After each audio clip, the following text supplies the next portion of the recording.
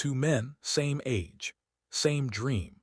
Both grew up watching cars fly across movie screens, imagining the day they'd finally own one of their own. One saw cars as a symbol of power, proof that he'd escaped struggle. The other saw cars as tools, engines that could drive him toward freedom. Years later, they both stand in front of a dealership.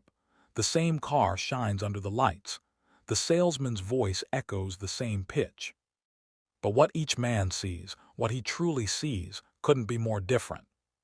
The poor man's heart races. He imagines himself behind the wheel, the world watching, the sound of the engine announcing his arrival. Finally, he thinks, I deserve this.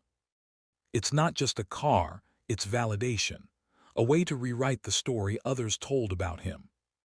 The rich man stands quietly. He walks around the car, checks the tires, the mileage, the maintenance plan. His excitement is measured, his mind already calculating value, not emotion.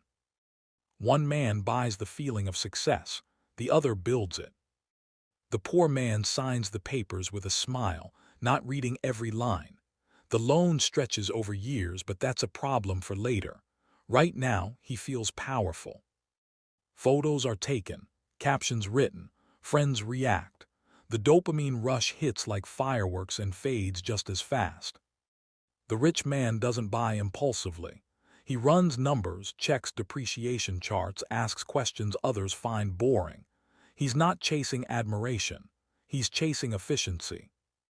The poor man drives home with pride. The rich man drives home with purpose. The first month, the poor man feels unstoppable. The second month, he feels the weight, insurance, fuel, maintenance, unexpected fees. He works longer hours just to keep up. The car becomes less of a dream and more of a debt. The rich man's car, on the other hand, pays for itself, used through his company, optimized for tax benefits, maintained on schedule. To the poor man, the car is a reward for working hard. To the rich man, the car is a result of working smart. Why does this happen? Because poor and rich don't just think differently about money, they think differently about identity. The poor man sees possessions as proof of worth.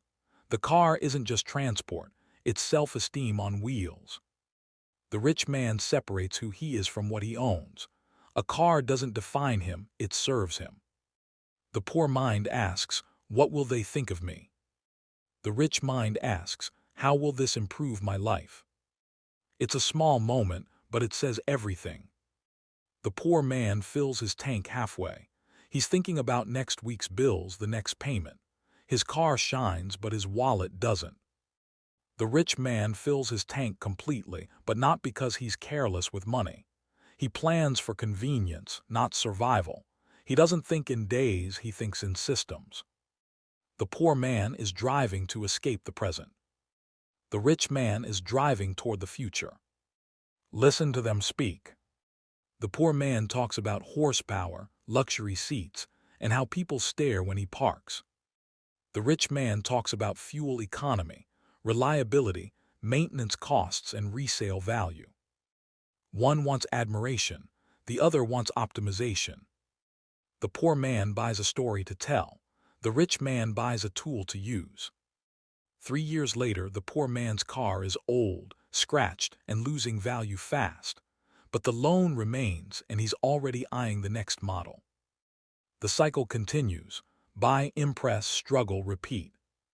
The rich man still drives his car, maybe the same one, maybe not. But every decision he's made around it has made him richer, calmer, freer. His car doesn't define him, but it quietly reflects who he's become. Disciplined, patient, deliberate. The poor man spends years paying for impressions that lasted seconds. He believes wealth is something you can wear or drive.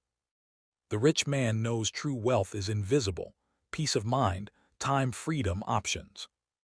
The poor man says, people will think I'm successful. The rich man says, I don't need people to think, I need to be. A car teaches you more than driving. It reveals how you think. The poor man drives fast, chasing a feeling of control in a life that often feels out of control. The rich man drives steady, knowing that real power isn't in speed, it's in direction. The poor man wants to arrive first. The rich man wants to arrive prepared.